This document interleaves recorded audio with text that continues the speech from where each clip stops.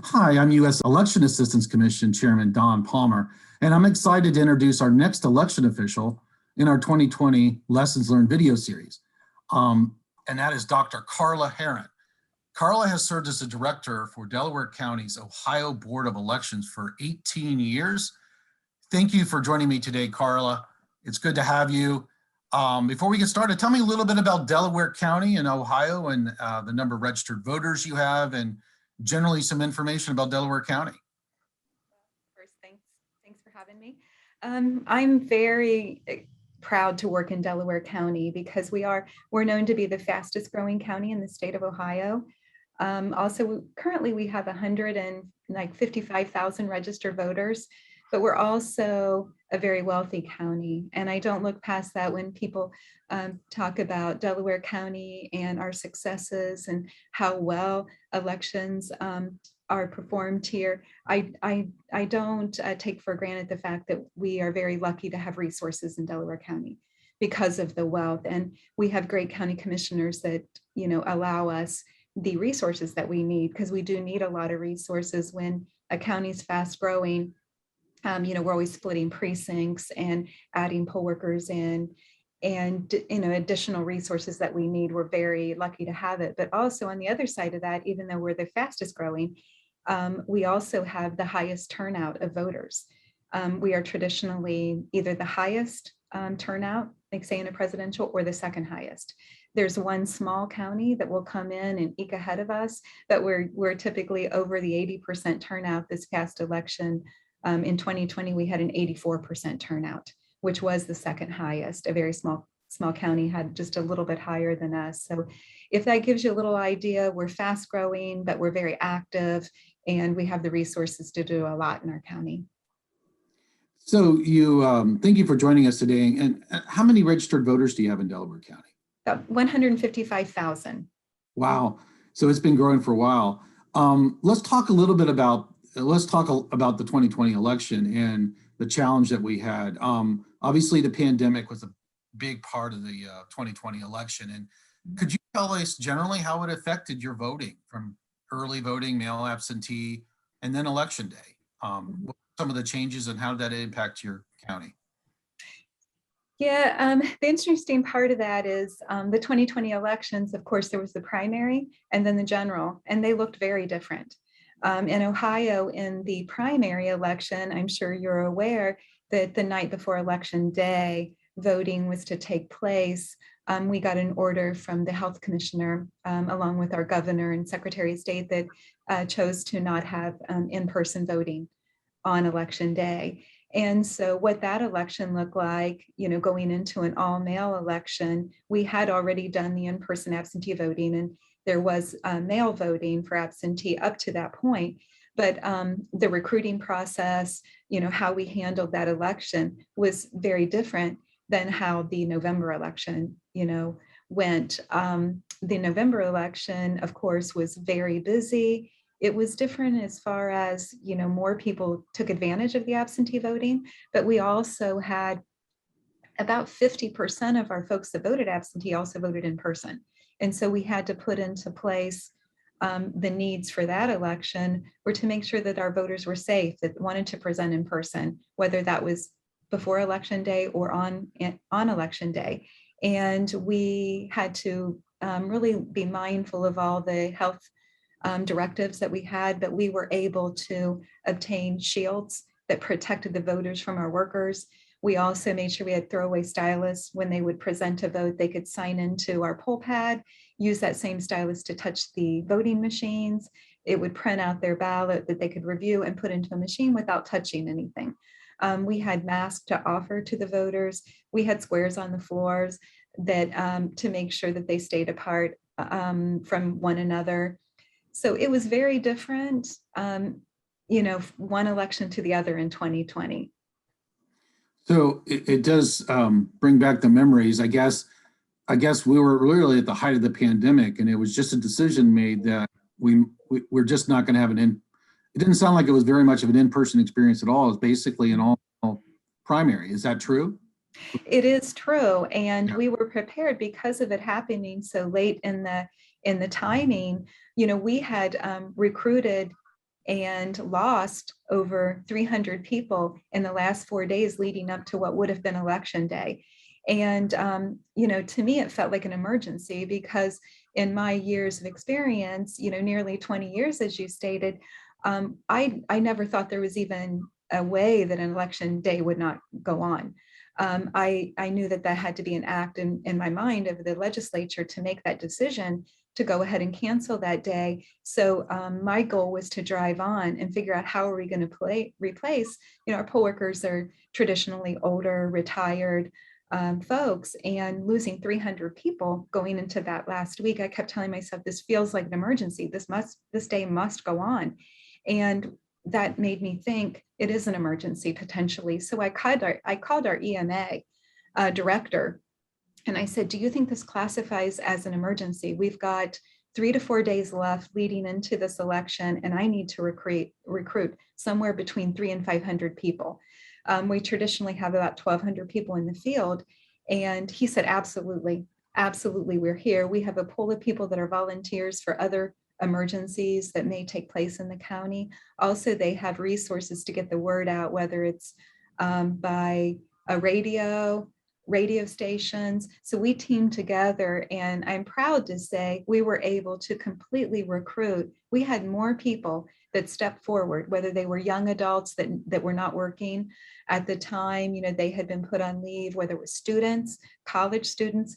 Our phones went from ringing off the hook, people saying, I don't feel comfortable, and saying, I'm not going to work this time, to it completely turned around over the weekend. We were able to do additional training over that weekend. And, I was proud to say leading into election eve, we were 100% filled, our spots. We had all of our polling locations set up and ready to vote. And we had our poll workers out in the field. And then to have that, canceled, and I understand why that happened, but then we had to immediately say, okay, that's behind us. We're not going to have an election day. Now, how do we get the word out? How do we get the word out, and how do we make sure that voters in Delaware County and beyond know, how they can go ahead and continue to vote? Especially we have a lot of folks, rural areas, that want to vote in person on election day. So we had a large majority of our people that had not participated in that election. And so, I learned a lot from there. I learned that, you can get through so many things, even something that big, where you only have days to put on what we call a Super Bowl, an election, a very big event. And I learned so much that I can take forward with that day. Even though we weren't able to vote people that day, we were ready and prepared to do so. Yeah, I can only imagine. I mean, I think there've been similar circumstances where a hurricane hits or a really bad storm or earthquake, and you're like, are we going to be able to have an election? And sometimes the law basically says, yes, you will have the election, regardless of the circumstances. And it makes us think about how we will respond in our coup plans and that sort of thing. And who would imagine the pandemic? But so you get to the primary, and it's really no in-person voting. Everyone's shifting to that experience with requesting ballots and sending them back or returning them. So fast forwarding to the general election, now we have more supplies. We're trying to make sure our polling places are clean. How was the poll worker recruitment for that election, and how would you describe that experience different from a normal election? And how was the 2020 general election compared to a normal election? It may surprise you. So many people were not aware that this opportunity to work at the polls was even available.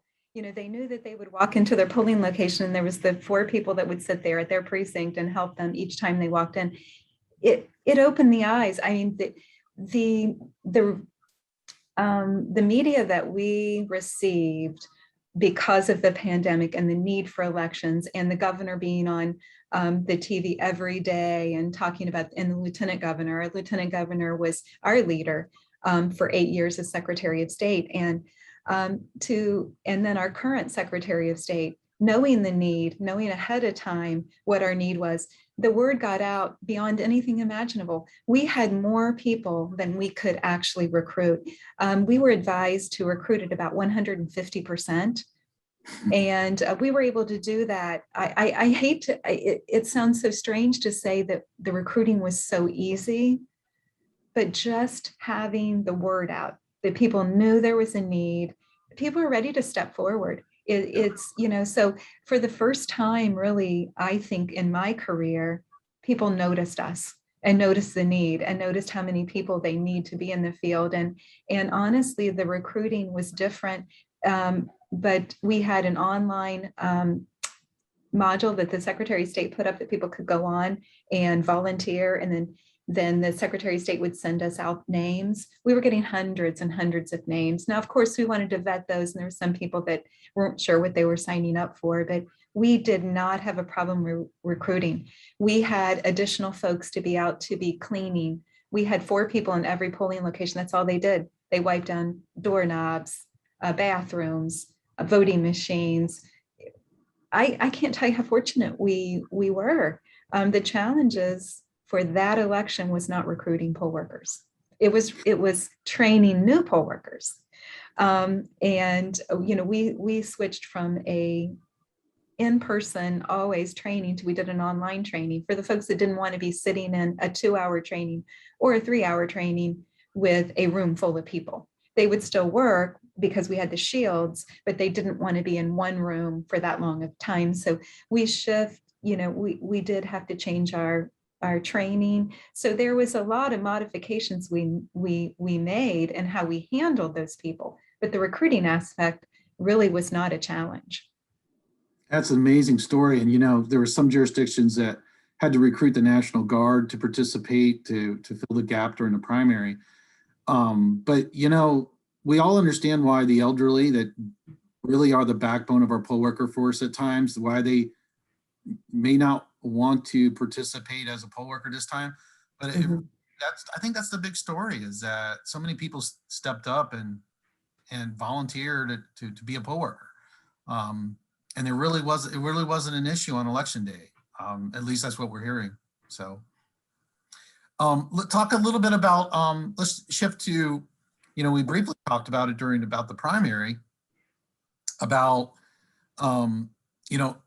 the shift to the request of an absentee and the mail ballot issue. How did that work in the primary and then the general, and what issues arose? But we were able to mitigate, for example, performance of the post office or the drop box issue, curing of ballots. Could you talk a little bit about that process and how that worked in the 2020 election?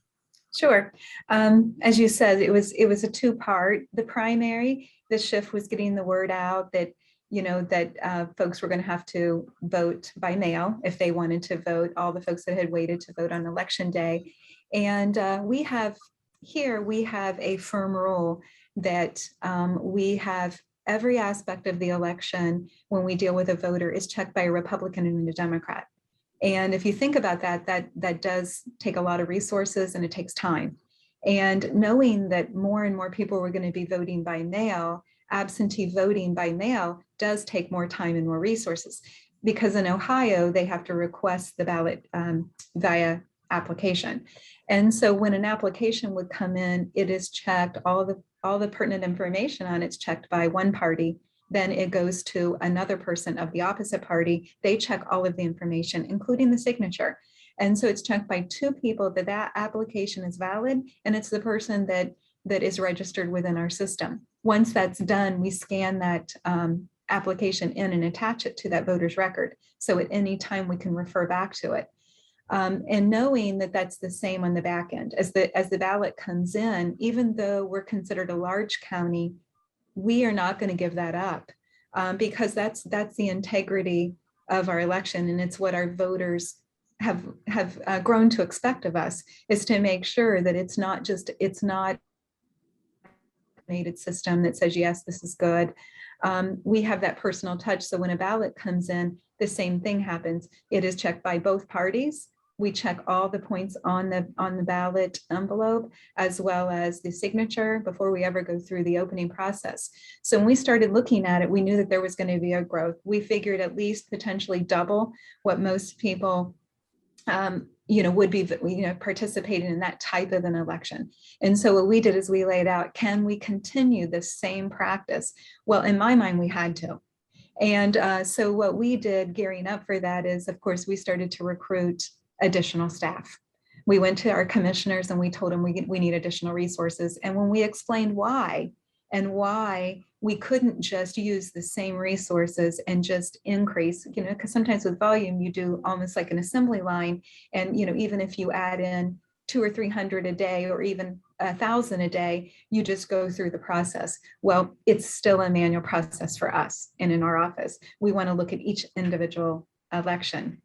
So what we did is we started to project the numbers that we would need, and we got folks in. So during the summer, between the primary and the general election, what we did is we recruited additional staff and started to run the numbers. How long would that take if we touched each and every one by, through 2 sets of checks? And I believe we did that well. We were able to do that for each one of our ballots. And we did end up with a number that was just about double what we had done in 2016 as far as absentee. But the surprising part is, I think the experience for in-person voting, again, in our county, they wanted to participate in absentee, but they also wanted to walk in and vote. But they wanted to make sure they didn't miss in case something happened on election day. It was like lesson learned for our voters. And so they came in, and about 50%, it was a little under 50, about 46% of our absentee voters actually voted in our office. And we did the same thing. We said, what if a lot of people showed up here? What if it's double? What if it's triple? What space do we need? And how many people do we need to serve that? We ran the numbers, we added more check-in stations. And I'm very proud to tell you, even though we had one of the highest turnouts, almost 84% turnout, no one waited more than 20 minutes in our in-person absentee voting. And so again, to answer your question, what did we learn? We learned to plan for 100% mail, and we did not have to reach that threshold. However, we did double what we typically had voted. We also chose for the first time to outsource our mailing of our ballots. We had never done that. And so the first time ever, we have always in the past printed in-house and did the stuffing ourselves and sent it out. And so we went ahead and we made sure that we had ballot stock on hand in case. I'm sure you've heard some jurisdictions unfortunately ran low on ballots because of that. So we went ahead and ordered in 100,000 ballot stock, and then we outsourced the printing of ballots. And in case they ran low, we would have ballot stock on hand that we could offer to the printer just in case. So it was about planning, anticipating, and being prepared to execute an election, whether it was all mail or whether it was the traditional in-person absentee, mail absentee, and in-person voting on election day. And so Ohioans in Delaware County, did you see an increase in the in-person absentee process in your office? You mentioned that, and that's a good stat that no one waited more than 20 minutes. That's really good. Was it sort of a spread out over the entire 45 or 30-day period? I'm not sure exact days in Ohio, but how did that process work? Was it any different than, let's say, another general election? Yeah, that's a great question. And it was different.